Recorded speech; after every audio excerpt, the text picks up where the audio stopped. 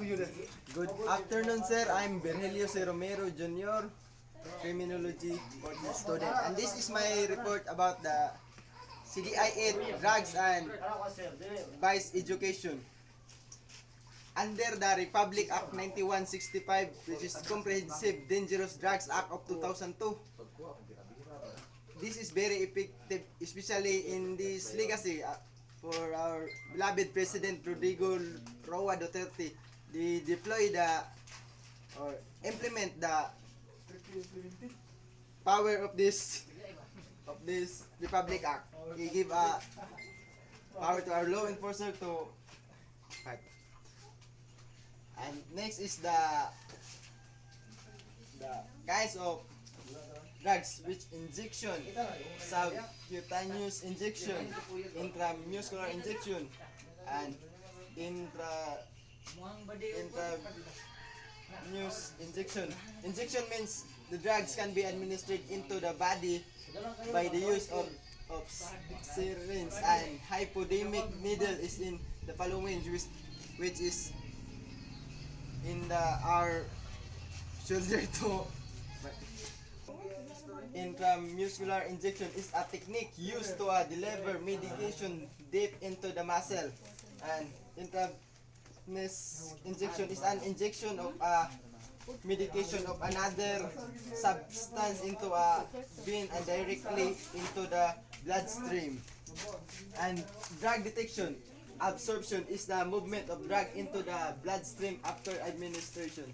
And second is disposition, the absorption, distribution, exertion, metabolism of drug living organism. Third is elimination, is the removal of an administered drug from the body. And what is drug identification? Drug identification is a branch of forensic chemistry that deals with scientific examination of drug and biological substance.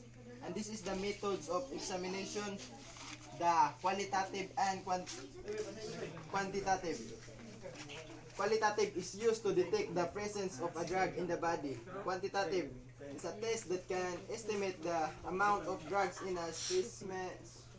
Is called quantitative test. Okay. Next is alcohol. Alcohol drinks contains ethanol, a type of alcohol produced by fermentation of grains, fruits of other sources of sugar that acts as a drug. Alcohol is the first medicine drug. And prostitution. If we say prostitution, we involve is about sex and deals with money. And who is deemed prostitute? Purposes of these articles: women for money or profit, habitual indulge in sexual intercourse or lasciviousness. Conduct are deemed to prostitute. This policy of a brief provides that reasonable for amending articles.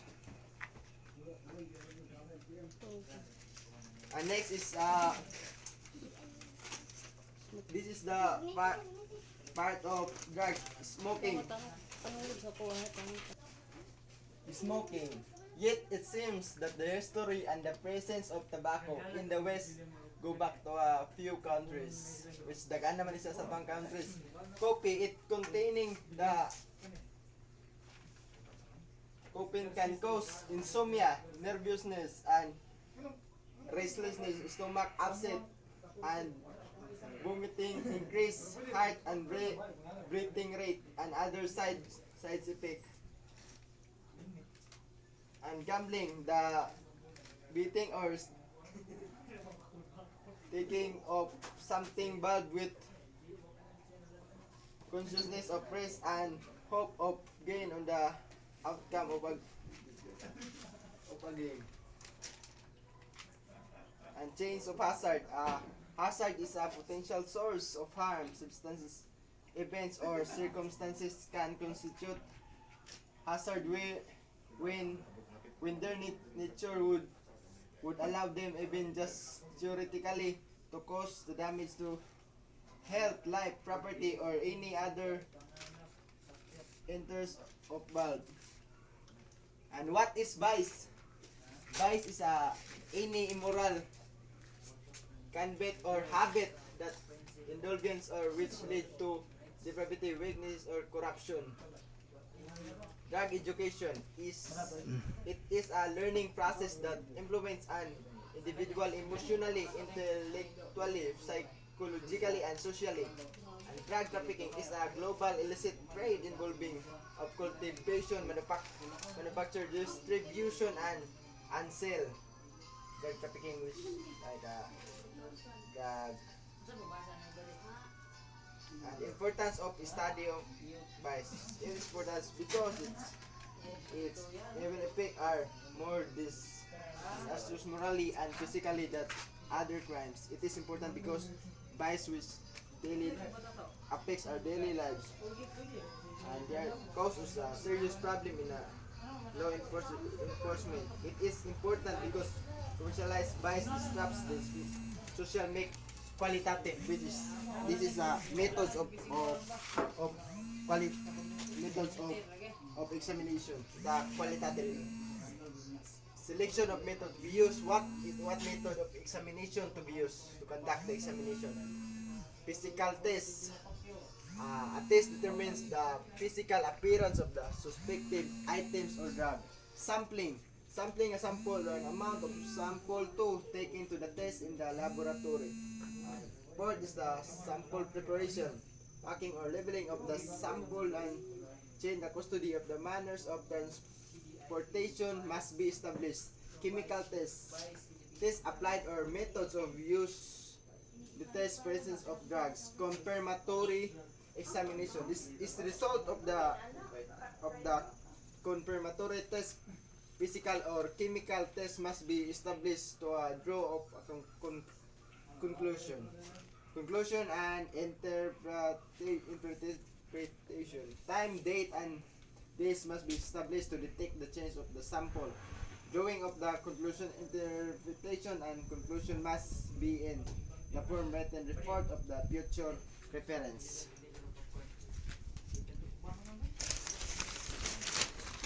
Next is drug drugs defined. Drugs defined is a chemical substance that bring about physical and psychological, behavioral, or psychological change in a person taking it. Money which mga effect of drugs. And drugs analysis is the testing of suspected controlled substance to determine composition. And methods of examination, the quantitative is here in quantitative and qualitative. We explain that.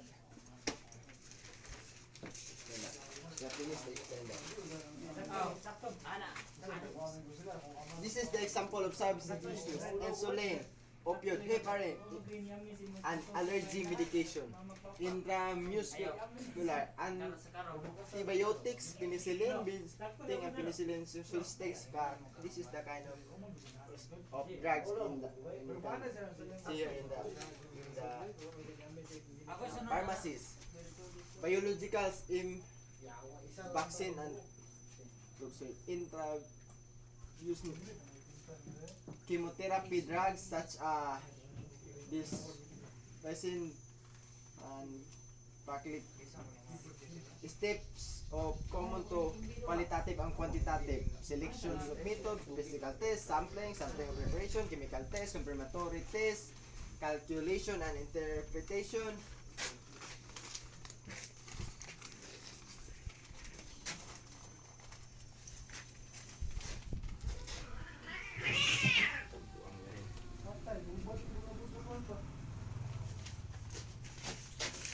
Two phrase of examination of the suspected dangerous drugs. First is screening test, preliminary test, also known as the color test. And sensitive to the presence of drugs in the urine.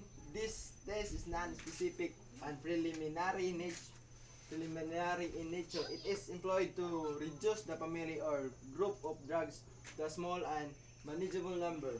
Screening test and includes a series of color color test, producing characteristic color for each family or drug. This is done by adding a specific reagent to known sample in the spot plate. Master na, master.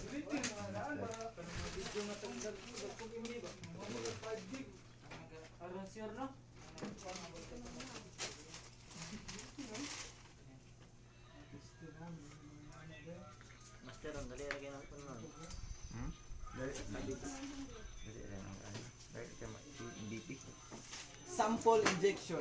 The most common injection drug is heroin and vitamins, buprenorphine, benzoyl, benzharbin, it's cocaine and vitamin. Also, injection any water soluble drugs may be injected. Heroin is a strongly psychologically addicted narcotics, and amphetamines is its derivatives such as diphenhydramine, methamphetamine, and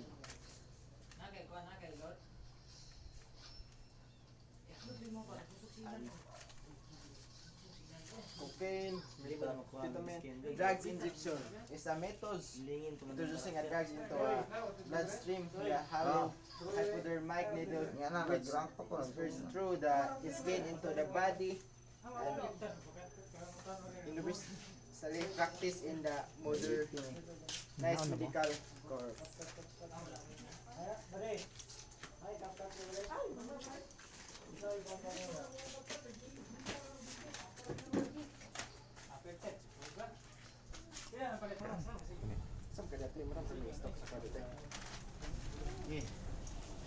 And the last is inject.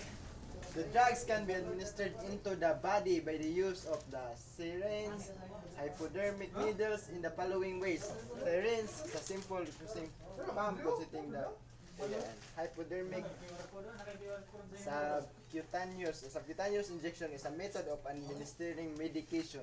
Subcutaneous means under the skin. In this type of injection, a short needle is used to inject a drug into the tissue layer between the skin and the muscle. And intramuscular injection is a technique used to deliver a medication deep into the muscle, and this allows the medical to be absorbed into the bloodstream quickly. Travenousness is an injection of a medication or another substance into the vein and directly into the bloodstream. It is one of the fastest ways to get the drug into the blood, and administration involves a single injection followed by the insertion of the thin tube or into the vein. And that's all. Thank you. Thank you.